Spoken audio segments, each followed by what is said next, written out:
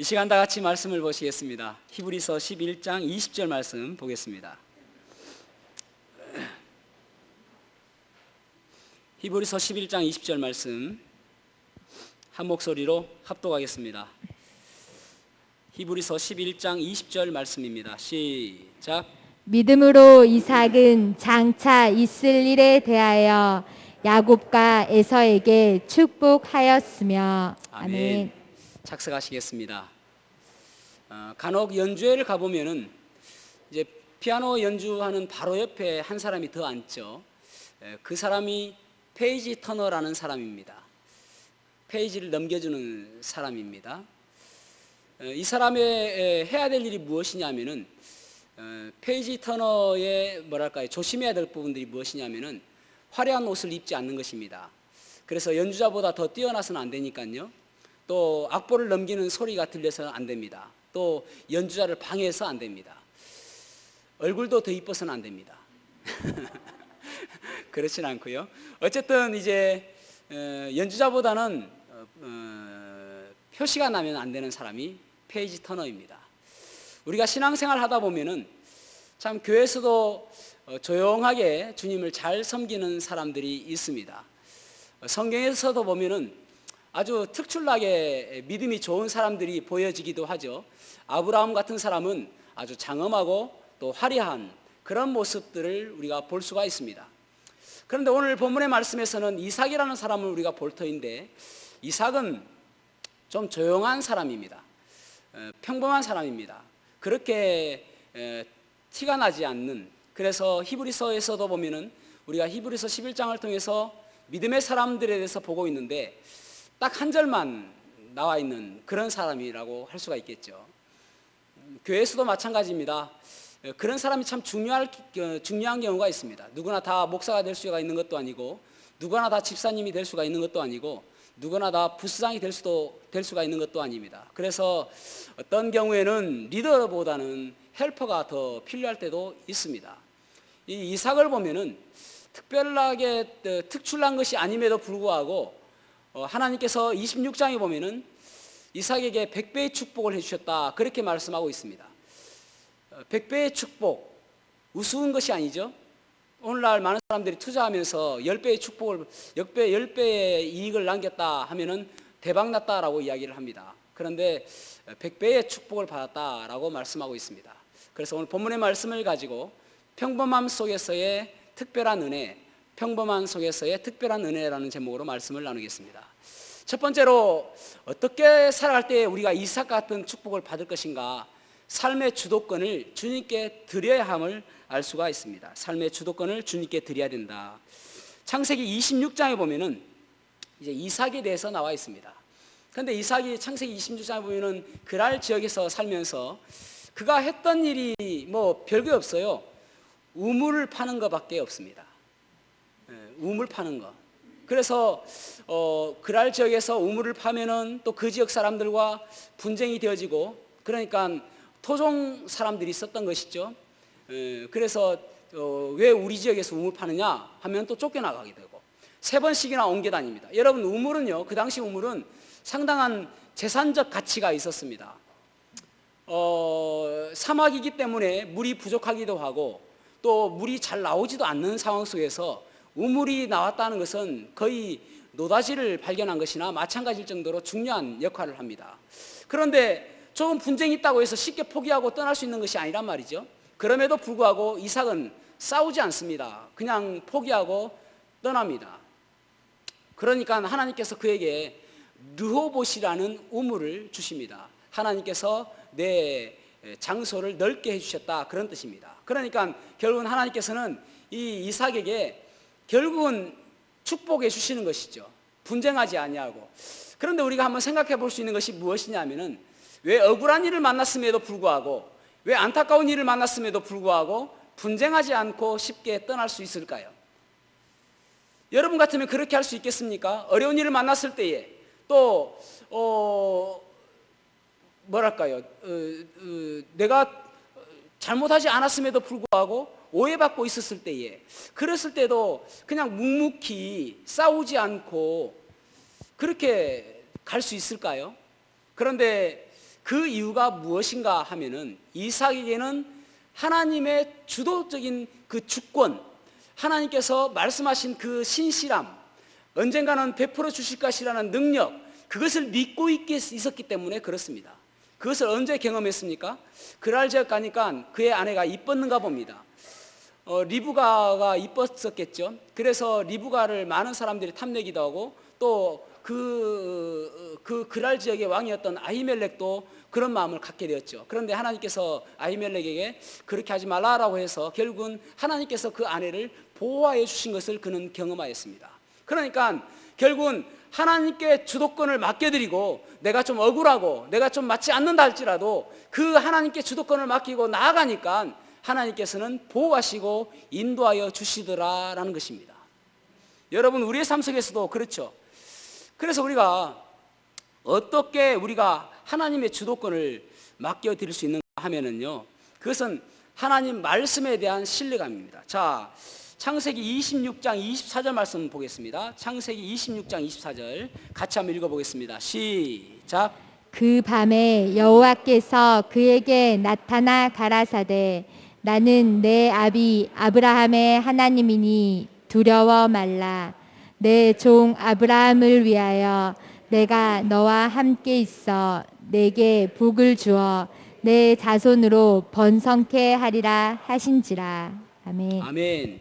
결국은 하나님께서 말씀하신 이 말씀을 신뢰하고, 내가 아브라함과 함께 했던 것처럼, 너 아버지와 함께 했던 것처럼 너와도 함께 해주겠다, 그 약속을 신뢰하고 믿고 나아가니까 억울한 일을 만나도 슬프지 않는 거예요.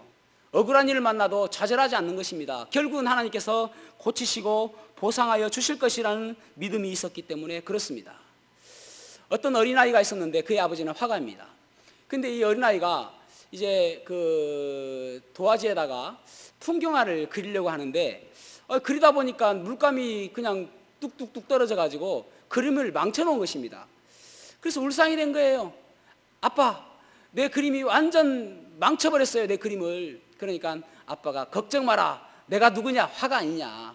그래서 아버지가 탁 붓을 들고 그림을 그리기 시작하는데, 잘못 떨어진 그림 물감에 바위가 생기고, 또 잘못 떨어진 그림 자국에다, 물적한 자국에다가 또 이제 나무가 생기고, 또 시냇물이 생기고, 그러면서 멋진 그림이 되어진 거예요. 자, 봐라, 아버지가 다 고쳐놨다. 여러분, 우리의 하나님께서는 아버지가 화가인 이 아버지가도 이 조그마한 거 고칠 수 있는 것인데, 우리 하나님은 전능하신 하나님이십니다. 하나님께서는 고치시고 인도하시고 또 보호하여 주시는 분이 우리 하나님인 줄 믿습니다. 그 하나님께 우리의 주도권을 맡겨 드려야 되는 것입니다. 그랬을 때에 우리의 인생이 후회하지 않는 인생이 되어지는 것입니다. 그래서 성경은 그렇게 말씀하고 있죠. 주의 말씀은 내 발의 등이요 내 길의 빛이니이다. 주님의 말씀은 내가 어두운 길, 갈 수 없는 그 길 가운데서 등불이 되어주시고, 또 내 길을 마치 그 자동차의 전조등처럼 불빛을 밝혀주는 그런 불빛이다. 그래서 나를 인도하여 주신다라고 말씀하고 있습니다. 시편 37편 5절에도 보면은 너희 길을 여호와께 맡기라, 그렇게 말씀하고 있습니다. 너희 길을 여호와께 맡겨버려라. 그러면은 하나님께서 너를 책임져 주신다라고 말씀하고 있는 것입니다. 여러분, 그런데 많은 사람들이 그렇게 이야기해요. 그리스도인들 가운데 나는 하나님께 맡깁니다, 나는 하나님을 신뢰합니다, 나는 하나님을 믿습니다 라고 이야기합니다. 그런데 그 말이 어떻게 증명되어져야 될까요? 내가 하나님을 신뢰하고 내가 하나님을 믿는다라고 하는 것이 내 삶 속에서 드러나야 될 거 아닙니까? 어떻게 증명되어지냐는 겁니다. 그것은 내 삶 속에서 감사가 있느냐 없느냐입니다. 때로는 실망할 수 있는 일을 만나기도 하고, 때로는 어려운 일을 만남에도 불구하고 감사하는 사람은 그 삶을 하나님께 맡기고 있는 사람이라고 할 수가 있는 것입니다. 우리가 찬양한 가운데 그 찬양이 있잖아요. 날 구원하신 주 감사. 거기 3절에 보면은 길가에 장미꽃 감사, 장미꽃 가시 감사, 따스한 가정 희망 주신 것 감사, 기쁨만 주는 게 아니에요. 기쁨과 슬픔도 감사, 하늘 평안을 감사, 내일의 희망을 감사, 영원토록 감사해. 장미꽃만 감사하는 게 아니라 장미꽃 가시도 감사하고, 기쁨만 감사하는 것이 아니라 슬픔도 감사할 때에 영원토록 감사할 수 있는 마음을 주시는 것입니다. 그래서 내 삶을 하나님께 맡겼다는 그 내 삶 속에서 증명되어지는 것은 감사가 있느냐 없느냐예요. 여러분, 뉴욕 주립대학에서 이러한 것을 해보았습니다. 학생들을 대상으로 내가 무엇이 아니라서 기쁘다, 내가 무엇이, 갈로 안에 무엇을 넣을 수 있냐면은, 내가 죄수가 아니라서 기쁘다, 내가 환자가 아니라서 기쁘다, 내가 살집이 있어서 기쁘다, 내가 건강해서 기쁘다, 이런 것들을 넣어보는 거예요. 그렇게 해서 5번을 반복해서 해보라고 하니까 삶의 만족도가 훨씬 높아지더라는 것입니다. 그래서 여러분, 이번 주에 한번 해보시기 바랍니다. 하루에 10가지씩 내가 무엇이 아니라서 기쁘다, 내가 무엇이 아니라서 기쁘다, 그것을 한번 해보시기 바랍니다. 그리고 또 다른 대상자들에게 무엇을 해봤냐면은, 내가 무엇이면 좋을 텐데, 내가 무엇이면 좋을 텐데, 가령 이런 것이겠죠. 내가 백만장자라면 좋을 텐데, 내가 머리에 숱이 많았으면 좋을 텐데, 내가 미인이면 좋을 텐데, 이런 것들 그렇게 해보니까 불평하는 사람이 많이 생기더라는 것입니다. 그러니까 불만족 지수가 더 높아졌다는 것이죠. 여러분, 그래서 우리가 우리의 인생 속에서 지금 내가 나에게 맡겨주신 그 가운데서 자족하는 마음, 바울 사도는 빌립보서 4장 11절에 내가 모든 것을 통해서 자족함을 배웠노라, 그렇게 말씀하고 있습니다. 자족이라는 것은 지금의 상황을 만족하며 감사하는 마음입니다. 지금의 상황 속에서 우리가 원망스럽고 불평스럽다 할지라도 주님께 감사하고 만족하는 마음, 그렇게 할 때에 하나님께서 우리를 더욱더 크게 기쁨으로 채워주실 줄로 믿습니다. 여러분, 자녀를 기뻐하시기 바랍니다. 감사하시기 바랍니다. 여러분 환경을 감사하시기 바랍니다. 여러분 남편을 감사하시고요, 여러분 직장을 감사하시고요, 여러분이 가지고 있는 것 감사하시기 바랍니다. 그것은 하나님께서 나를 인도하신 하나님의 섭리 가운데 있다라고 생각하시기 바랍니다. 그것이 내 삶을 우리 주님께 맡겨 드리는 것입니다.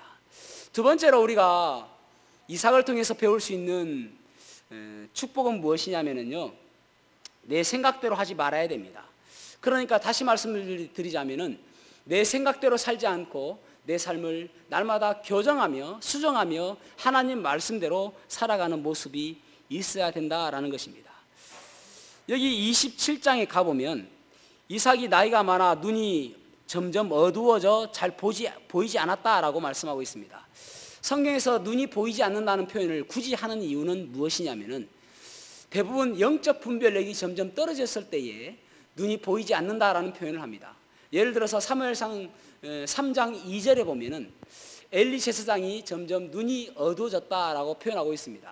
그 표현도 동일하게 영적 분별력이 점점 어두워졌다, 그런 표현입니다. 그러니까 점점 영적인 분별력이 떨어졌다는 것은 무엇이냐면은, 하나님의 뜻을 분별할 수 있는 마음들이, 영적인 능력들이 떨어졌다라는 것이죠. 그래서 에서가 이제 이삭이 에서를 불러서 이야기를 합니다. 자, 27장 2절에서 4절 말씀 읽어보겠습니다. 27장 2절에서 4절 시작. 이삭이 이르되 내가 이제 늙어 어느 날 죽을는지 알지 못하니, 그런즉 내 기구 곧 화살통과 활을 가지고 들에 가서 나를 위하여 사냥하여 내가 즐기는 별미를 만들어 내게로 가져와서 먹게 하여 내가 죽기 전에 내 마음껏 내게 축복하게 하라. 아멘. 아멘. 이삭의 말은 무엇이냐면, 내가 죽을 때가 되었기 때문에 하나님께서 나에게 주신 특권이 무엇이냐면은 장자의 축복권이 있습니다. 장자에게 축복할 수 있는 축복권. 그래서 이 축복을 너에게 해주고 싶다. 네가 장자이니까, 그런 말이거든요. 그런데 여러분, 이것이 하나님의 뜻입니까? 하나님께서 이 에서가 이 이삭의 장자의 후손임을 그렇게 인정하셨을까요? 그렇지 않습니다. 그것은 이미 하나님께서 이 이삭에게 이야기해 주셨는데, 창세기 25장 23절 말씀도 읽어보겠습니다. 25장 23절 시작. 여호와께서 그에게 이르시되 두 국민이 내 태중에 있구나. 두 민족이 내 복중에서부터 나누이리라. 이 족속이 저 족속보다 강하겠고 큰 자가 어린 자를 섬기리라 하셨더라. 아멘. 아멘. 큰 자가 적은 자를 섬기겠다라고 말씀하고 있습니다. 큰 자가 작은 자를 섬긴다는 말은 무슨 말입니까? 형이 동생을 섬길 것이다, 그런 말입니다.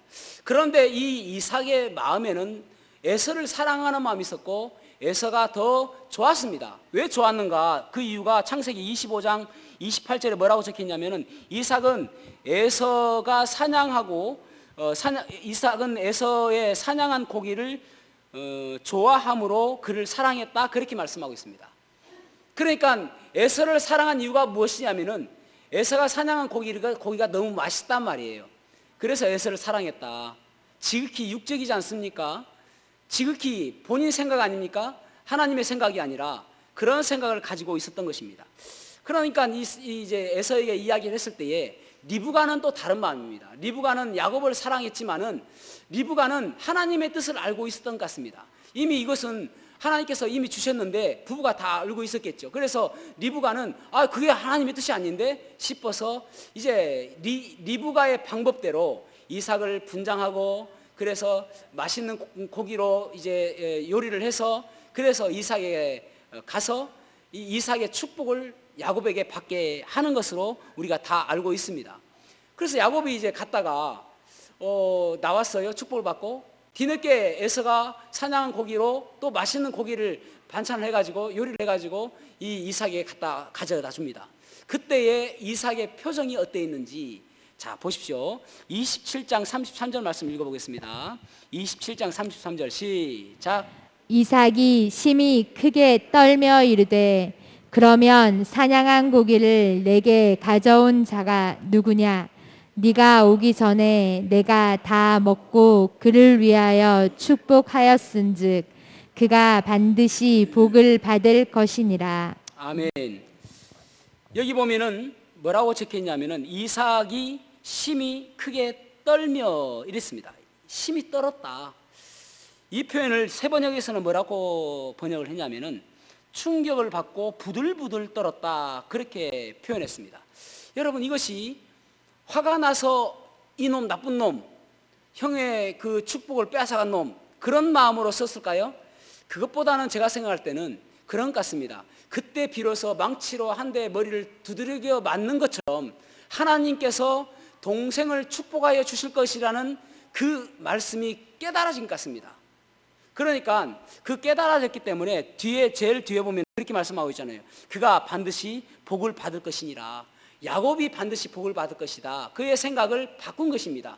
나는 에서를 더 사랑하고 에서를 축복하고 에서가 내 장자권을 이어받기를 원했지만은 하나님께서는 야곱이 받는 것이 더 하나님의 뜻이라는 것을 그가 다시 한번 깨닫게 되어지고 그때에서 비로소 부들부들 떨며 충격을 받은 것이죠. 그러면서 반드시 그가 복을 받을 것이다 라는 그러한 표현을 하고 있는 것을 보게 되어집니다.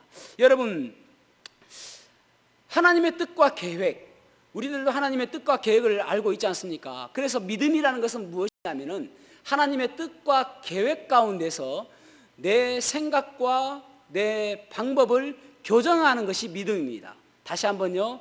하나님의 뜻 가운데서 내 생각을 교정하는 것이 믿음입니다. 그러면 미신은요? 미신은 내 생각을 그 가짜신 우상에게 관철시키는 것이 미신이에요. 그러니까 미신과 믿음은 다른 것이, 믿음은 내가 바뀌는 것이고 미신은 그 신이 바뀌는 것입니다. 그래서 계속 기도하잖아요. 비나이다 비나이다, 이렇게 해주세요, 이렇게 해주세요, 이렇게 해줘야 당신이 나의 신입니다 라고 이야기하는 것은 미신이란 말입니다. 여러분 묻겠습니다. 나는 날마다 하나님 말씀에 따라서 순종함으로 인하여 변화되고 있습니까? 교정되고 있습니까? 이삭처럼 우리의 생각이 바뀌어져야 되는 것입니다. 바뀌지 아니하면은 내 육체에서 주는 메시지대로 살아갈 수밖에 없는 거예요. 내 생각대로만 살아가게 되는 거예요. 내 생각대로 살게 되니까 힘드니까 기도 안 하고, 힘드니까 예배에 안 나오고, 힘드니까 내 생각대로 살아가는 거예요. 그러면은 결국은 후회하는 인생이 될 수밖에 없는 것입니다. 내 육체는 더 편안한 걸 요구하고, 더 누리는 걸 요구하고, 더 쾌락적인 것을 요구하는 것입니다. 그래서 내 육체를 십자가에 못 박아야 되는 것입니다. 로마서 6장 12절에서 13절을 보시겠습니다. 로마서 6장 12절 뒷부분이 조금 자막이 제가 잘 못했는데 하여튼 읽어보겠습니다. 6장 12절에서 13절 시작. 그러므로 너희는 죄가 너희 죽을 몸을 지배하지 못하게 하여 몸의 사욕에 순종하지 말고, 또한 너희 지체를 불의의 무기로 죄에서 내주지 말고, 오직 너희 자신을 죽은 자 가운데서 다시 살아난 자 같이 하나님께 드리며, 너희 지체를 의의 무기로 하나님께 드리라. 아멘. 우리의 몸을 의의 병기, 의의 무기로 드리라, 그렇게 말씀하고 있습니다. 여러분, 그러면은 우리가 하나님의 뜻을 어떻게 알 수 있을까요? 하나님의 뜻을 알아야 뭐 하나님의 뜻 가운데 살아가고 하나님의 뜻 가운데 우리가 교정하고 그러지 않습니까? 하나님의 뜻을 알 수 있는 두 가지 도구는 우리에게 주신 것이 있는데, 기도와 말씀입니다. 하나님 기도를 통해서 우리는 하나님의 뜻을 알 수 있어요. 그래야 하나님과 서로 동일한 뜻을 가지고 살 수 있는 것이죠. 그것이 커뮤니케이션입니다. 하나님과 똑같이 생각하는 것. 여러분, 기도하지 아니하면은 하나님의 뜻을 알 수 없고 내 마음대로 살아가게 되는 거예요. 어떤 젊은 엄마가 유치원에 다니는 딸과 함께 예배를 드리게 되었습니다.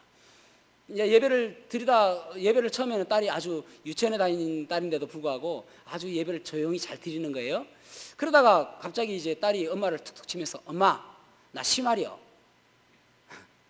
좀 민망스럽죠. 사람들도 다 예배를 드려 조용한데 이야기하니까 다 이제 시선이 이 딸에게 집중되어지는 것입니다. 그래서 알았어. 그래서 이제 예배 드리다가 이제 화장실로 와서 아이를 볼일을 보게 합니다. 그러면서 엄마가 이제 아이에게 이야기하기를, 다음부터는 심하려면은 엄마 나 노래하고 싶어, 그렇게 이야기해. 그러면 훨씬 좋을 것 같아. 그랬습니다. 응, 알았어. 그랬어요. 그러다가 이제 시골에서 할아버지가 놀러 오셨어요. 이제 아들 집으로 온 것입니다. 그러다가 이제 이 손주가 너무 이쁘니까 무릎팍에 앉혀놓고 옛날 이야기를 해준 것입니다. 이야기라는 것이 잠을 불러오잖아요. 설교도 잠을 불러오듯이. 예, 그래서 이 손주가 이야기를 듣다가 새근새근 자는 것입니다. 시간도 어느 정도 늦었고, 그래서 이제 불을 끄고 그 옆에 이제 다른 아이들도 있는데 잠을 자게 된 것입니다. 할아버지와 같이. 그러다가 아이가 갑자기 한밤중에 할아버지를 깨우는 거예요. 할아버지. 왜? 하니까 나 심하려. 그렇게 하지 않고 나 노래하고 싶어. 그런 거예요. 엄마가 노래하고 싶어라고 시켰으니까. 그래서 할아버지가 옆에 아이들도 깰 수 있으니까, 그래, 그러면은 내 귀에 대고 해. 여러분, 하나님께서 무엇을 원하시는지 알려면 기도해야 되는 것입니다. 그래야 하나님께서 무엇을 원하시고 무엇이 하나님의 뜻인지 알 수가 있는 것이죠. 그래서 기도함으로 인해서 하나님의 뜻을 알고, 또 말씀을 통하여 우리가 하나님의 뜻을 압니다. 여러분, 우리가 하나님 말씀을 받을 때마다, 하나님 말씀을 대할 때마다, 하나님 말씀을 읽을 때마다 두 가지를 가지고 생각해야 됩니다. 하나는 거울, 하나님 말씀을 통해서 내 자신을 바라보고, 그러면서 내가 수정하고 교정할 것이 무엇인지 날마다 비춰봐야 됩니다. 아침에 큐티를 말씀을 볼 때에 그때도 내 자신을 비추어보고, 그리고 내가 닦아야 될 것이 무엇이고 없애야 될 것이 무엇이고 씻어야 될 것이 무엇인지 날마다 보아야 되는 것이죠. 또 한 가지는 무엇이냐면 창문입니다. 창문. 말씀을 통해서 세상을 바라보는 거예요. 말씀을 통해서 친구를 바라보고 말씀을 통해서 모든 것들을 바라보는 것이죠. 그랬을 때에 우리가 실수하지 않는 인생이 되는 것입니다. 말씀이 필터링 역할을 해야 되는 것입니다. 그래서 세상을 바라보는 것이 말씀이 중간에 끼어야 되는 거예요. 그래야 우리가 세상적인 사람들 바라보고 부러워하지 아니하고 믿음으로 살아갈 수가 있는 것입니다. 그 다음에 마지막에 이제 세 번째로는 하나님의 가능성을 가지고 가능성으로 자녀를 축복해야 됨을 알 수가 있습니다. 하나님의 가능성을 가지고 축복해야 된다. 자, 히브리서 11장 20절 말씀을 다시 한번 읽어보겠습니다. 시작. 믿음으로 이삭은 장차 있을 일에 대하여 야곱과 에서에게 축복하였으며. 아멘. 자, 여기 보면은 믿음으로 축복했다. 믿음이 없으면은 축복할 수 없습니다. 믿음이 없으면은 원망되어지고 자녀들에게 걱정거리만 보여지게 되어집니다. 그런데 믿음이 있어야 축복할 수가 있는 것이죠. 그런데 여기 보면은 장차 있을 일에 대하여라고 말씀하고 있습니다. 장차 있을 일은 무엇인가 하면은요, 이 이삭은 하나님께서 이삭에게 준 축복이 있거든요. 그런데 이것이 이삭에게만 준 것이 아니라 장차 있을 일은 이미 아브라함에게도 축복해 주셨어요. 자, 아브라함에게 어떤 축복을 주셨는가? 창세기 12장 2절에서 3절, 창세기 12장 2절에서 3절을 읽어보겠습니다. 시작. 내가 너로 큰 민족을 이루고 내게 복을 주어 내 이름을 창대하게 하리니 너는 복이 될지라. 너를 축복하는 자에게는 내가 복을 내리고 너를 저주하는 자에게는 내가 저주하리니 땅의 모든 족속이 너로 말미암아 복을 얻을 것이라 하신지라. 아멘. 땅의 모든 족속이 너로 말미암아 복을 얻을 것이라. 땅의 모든 족속이 너로 말미암아 복을 얻을 것이라. 이 축복이 여러분들, 저와 우리들의 축복이 되기를 소망합니다. 땅의 모든 사람들이 나에게 주신 하나님의 축복을 누릴 수 있는 그러한 인생이 되기를 소망합니다. 복이 우리가 복의 홀더 꼭 잡고 있는 그런 사람이 아니라 복의 파이프, 복이 우리를 향해서 흘러가는 그러한 사람이 되기를 축복합니다. 예, 이 축복을 아브라함에게 해주셨어요. 아브라함에게. 그런데 이 축복을 이삭에게도 해주셨단 말이에요. 그러니까 아브라함에게서 끝나는 것이 아니라 이삭에게도 창세기 26장 4절에 하고 있습니다. 자, 창세기 26장 4절 시작. 내 자손을 하늘의 별과 같이 번성하게 하며 이 모든 땅을 내 자손에게 주리니 내 자손으로 말미암아 천하 만민이 복을 받으리라. 아멘. 아멘. 이삭에게도 이런 똑같이 축복하시잖아요. 보면은 천하 만민이 복을 받으리라. 누구로 말미암아? 네 자손으로 말미암아. 그런데 이 축복을 또 누구에게 주셨는가? 이삭의 아들 야곱에게도 하나님께서 축복해 주셨어요. 창세기 28장 14절, 창세기 28장 14절 시작.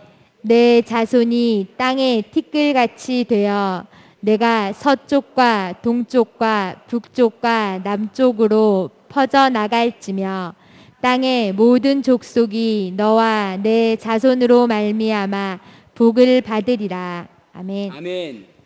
땅의 모든 자손이 너의 자손으로 말미암아 복을 얻을 것이다. 그렇게 말씀하고 있습니다. 그러니까 이 장래에 일어날 일들, 장래에 있을 일들은 무엇이냐면 바로 하나님께서 우리에게 축복하신 그 축복을 가지고 이 야곱에게도 에서에게도 축복하고 있다는 것입니다. 여러분, 우리는 아브라함이 우리의 믿음의 조상입니다. 그래서 아브라함에게 주셨던 그 축복이 믿음을 가진 우리에게도 동일하게 역사할 줄로 믿습니다. 그런데 그 축복을 누가 주시는가? 하나님께서 주신단 말입니다. 하나님은 어떤 분이신가? 전능하신 하나님이십니다. 그래서 하나님의 그 전능하심으로 하나님의 가능성으로 바라볼 때에 우리는 능치 못할 일이 없을 줄로 믿습니다. 그래서 여러분, 그 가능성으로 자녀를 축복하는 거예요. 여러분, 자녀를 책망하기보다는 축복하시기를 바랍니다. 자녀들을 걱정하기보다는, 그 염려하기보다는 더 소망을 가지고 자녀들을 축복하여 주시는 저와 여러분이 되시기를 축복합니다. 여러분, 자녀를 바라보면 좀 한심스럽기도 하고 좀 걱정되는 부분들도 있기도 합니다. 그럼에도 불구하고 하나님께서 역사하시면 능치 못할 일이 없잖아요. 그래서 하나님의 가능성으로 축복하는 거예요. 축자만 나온다 하더라도 더 해주세요. 도저히 안 되는데도 해주세요.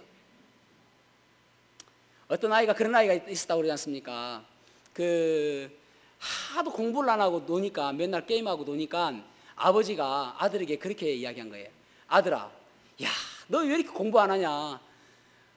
그 미국의 대통령 가운데 아주 존경받는 대통령이 링컨인데, 링컨이 네 나이 때 뭐 했는지 아니? 하니까 몰라요? 네 나이 때에 열심히 공부했어. 그렇게 이야기했어요, 아들한테. 그러니까 아들이 하는 이야기가, 아버지, 링컨이 아버지 나이 때 뭐 한지 아세요? 대통령 했어요. 여러분, 우리가 아이들에게 참 축복할 수 있는 부모가 되는 것이 얼마나 귀한 존재인지 모릅니다. 기독교 교육학의 대가라고 하는 사람이 누구냐면은 하워드 핸드릭스입니다. 이 하워드 핸드릭스가 쓴 책 가운데 삶의 변화를 주는 가르침이라는 책도 있잖아요. 교사들이 보통 많이 읽어보는데, 달러스 신학교의 교수입니다. 이분이 자기 아버지에 대해서 항상 생각하는 것이 두 가지가 있다고 합니다. 내 아버지를 생각할 때마다 두 가지가 연상되어지고 생각되어진다, 회상되어진다. 첫째는 무엇이냐면은, 우리의 형제들과 아버지는 어렸을 때 우리와 자주 씨름하여 주며 놀아주셨던 그런 아버지로 나는 기억합니다. 또 한 가지는 무엇이냐면은, 새벽마다 거실을 걸으시며 내 형제들의 이름을 한 사람 한 사람 불러가며 기도해 주시던 아버지의 모습이 나는 생각납니다. 그렇게 이야기를 합니다. 여러분들은 자녀들에게 어떤 부모님으로 여겨질까요? 저는 우리 모두가 믿음의 부모님, 또 자녀들에게 좋은 본을 보이셨던 부모님, 또 우리들을 날마다 축복하여 주셨던 그 부모님, 그렇게 인정받았으면 좋겠습니다. 자녀들을 축복해 주시기 바랍니다. 그런데 여러분, 중요한 것이 무엇이냐면은, 자녀들을 축복하기 전에 먼저 생각할 것이 무엇이냐면은, 내 자녀는 구원받았는가예요. 그렇잖아요. 그것보다 복된 것이 어디 있습니까? 그것보다 안타까운 것이 어디 있어요? 구원받지 않았다면은 그 아이가 결국은 지옥으로 가는데, 그래서 여러분, 세상에는 두 종류밖에 없거든요. 한 종류는 한 번 죽고 두 번 태어나는 사람이 있습니다. 또 한 종류는 두 번 죽고 한 번 태어나는 사람이 있습니다. 전자의 사람은 어떤 사람인가 하면은, 우리는 육체적으로 한 번 죽을 수밖에 없지요. 그러나 두 번 태어난다는 것은 엄마의 뱃속에서 한 번 태어나고 한 번은 영적으로 거듭나는 거예요. 그 사람의 갈 곳은 천국인 것입니다. 우리 자녀가 그렇게 되어야 되지 않겠습니까? 예수 그리스도를 믿고 나의 죄가 예수 그리스도께서 십자가에 달려 돌아가심으로 인해서 모두 용서함 받음으로 인하여 내 죄가 예수님께서 해결하여 주셨다는 믿음으로 살아감으로 인하여 구원받은 우리의 자녀들이 되는 것, 그것이 우리의 가장 큰 축복이 되는 거 아닙니까? 우리 자녀들에게. 두 번째는, 그 후자는 어떤 사람입니까? 두 번 죽고 한 번 태어나는 사람. 한 번 태어나는 것은 어쩔 수 없죠. 부모의 뱃속에서 태어나는 것이니까. 두 번 죽는다는 것은 육체적으로 하면 죽는 것이고, 그리고 지옥으로 가는 것이 두 번 죽는 거예요. 그렇게 되어서는 안 되겠죠. 그것이 우선되어지고, 그리고 나서 내 자녀를 축복하는 것입니다. 여러분, 축복할 때에 왜 그 축복의 능력이 있냐면은, 그것이 아이에게도 들리고 하나님께도 들리기 때문에 그렇습니다. 민수기 14장 28절 말씀 잘 하잖아요. 민수기 14장 28절 말씀은 무슨 말씀이냐면은, 내 귀에 들린 대로 내가 행하겠다. 하나님께서 그렇게 말씀하시는 것입니다. 내 귀에 들리는 대로 내가 행해주겠다. 나에게 원망하고 내 귀에 원망하는 소리, 한탄하는 소리가 들리면은 그대로 원망하게 하고 한탄하는 소리로 내가 행하겠다. 그렇게 말하고 있는 거예요. 사랑하는 성도 여러분, 하나님께서 우리의 자녀들을 책임지게 하셔야 됩니다. 하나님께서 우리의 자녀와 한편이 되게 하셔야 됩니다. 하나님께서 하나님의 가능성으로 우리의 자녀들을 돕도록 축복해 주셔야 되는 것입니다.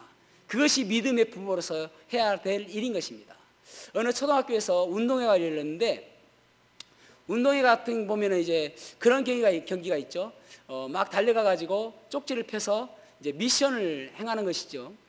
그런 이제 경기를 하는 것입니다. 출발선에 섰어요. 출발선에 여러 아이들이 섰는데 그 가운데는 육상 선수 아이도 있습니다. 몸을 풀고 막그 뛰면 이제 출발 신호만 하면은 내가 1등 해야지. 부푼 꿈을 가지고 나보다 달리기 잘하는 애는 없으니까. 그걸 보니까 뭐 아주 비실비실한 아이도 있고 그렇습니다. 출발 신호가 울렸습니다. 그러자 이 육상 선수가 아니나 다를까 막 달려가서 띠틀을 띄고 그리고 사다리를 통과하고 그늘망을 통과해서 그 밀가루가 있는 탁자까지 가서 밀가루에 얼굴을 쳐박고 그 다음에 그 종이 쪽지를 하나 입에 물었습니다. 딱 펴보니까 울상이에요. 왜냐하면 70대 할머니와 뛰기. 그런데 제일 꼴찌로 오는 아이가 있습니다. 비실비실해요. 어려요. 아주 작아요. 키도. 띠틀 뛰는 것도 정말 버겁게 띠틀을 뛰고 사다리 통과하고 그늘망 통과하고 제일 마지막으로 꼬바리로 왔습니다. 그래서 쪽지를 하나 입에 물었는데 체육 선생님과 뛰기. 체육 선생님 손을 잡고 뛰는데 체육 선생님이 안 되겠다.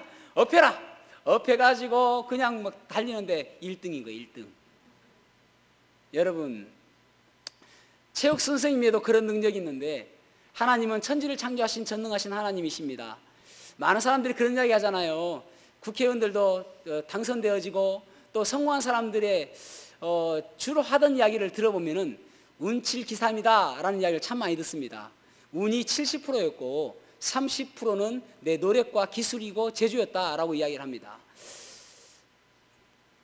그런데 여러분, 저는 그리스도인들은 그보다 더하다고 생각합니다. 운칠기삼이 아니라 은구기일이다. 엄청 양보한 거예요. 은혜가 90%고 내 기술과 내 재주와 내 노력이 10%다. 노력이 있어야 되긴 하죠. 그러나 하나님의 은혜가 있어야 되는 것입니다. 그랬을 때에 우리의 능력이 극대화되는 것이죠. 여러분, 이삭이 100배의 축복을 받았다고 이야기합니다. 100배의 축복. 100배의 축복이 얼마나 큽니까? 그래서 여러분, 이삭과 같이 평범한 인생 속에서 하나님의 놀라운 특별한 축복을 받는 그러한 인생 되시기를 축복합니다. 여러분 가정과 여러분 자녀들이 하나님의 은혜 가운데 살아가는 그러한 가정이 됨으로 인해서 하나님께서 기뻐하시는 가정이 이루시기를 주님의 이름으로 축원합니다. 기도하시겠습니다.